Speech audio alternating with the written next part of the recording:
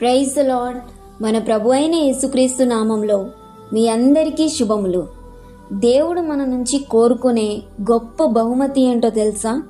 మన హృదయం. ఎందుకంటే మన హృదయం ఎక్కడుంటే మన జీవితం అక్కడే ఉంటుంది. మన ఆలోచనలు, నిర్ణయాలు, మార్గం అన్ని హృదయం నుంచే వస్తాయి.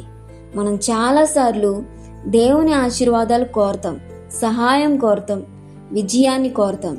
కానీ దేవుడు అడిగేది మాత్రం ఒకటే, నీ హృదయాన్ని నాకివ్వు. ఎందుకంటే మన హృదయం ఆయన చేతిలో ఉంటే మన జీవితం ఆయన చేతిలో ఉంటుంది. మనం తీసుకునే ప్రతి అడుగు ఆయన మార్గంలో పడుతుంది.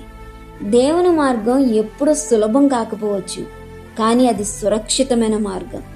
కొన్నిసార్లు మనకి అర్థం కాకపోవచ్చు, కొన్నిసార్లు ఆలస్యం అనిపించవచ్చు, కానీ చివరికి ఆ మార్గం మనకి ఆనందాన్ని, శాంతిని, ఆశీర్వాదాన్ని ఇస్తుంది.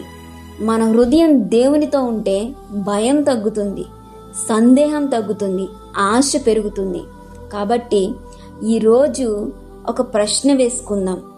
నా హృదయం ఎక్కడ ఉంది? దేవునితో ఉందా, లేకపోతే ఈ లోకపు ఆందోళనలో ఉందా? ఒకవేళ మీ హృదయం దేవుని చేతిలో లేదు అని మీకు అనిపిస్తే ఈ క్షణమే ఒక చిన్న ప్రార్థన చేసుకోండి. ప్రభు, ఈ హృదయమును నీవు నాకిచ్చింది కాబట్టి నీకే నేను ఇస్తున్నాను. నా హృదయంలో స్థానం మీకే అని చెప్పి మీ హృదయాన్ని దేవునికి అప్పగించండి. అప్పుడు ఆయన మీ హృదయంలోనికి వస్తారు. ఆయన మార్గంలో మిమ్మల్ని నడిపిస్తారు.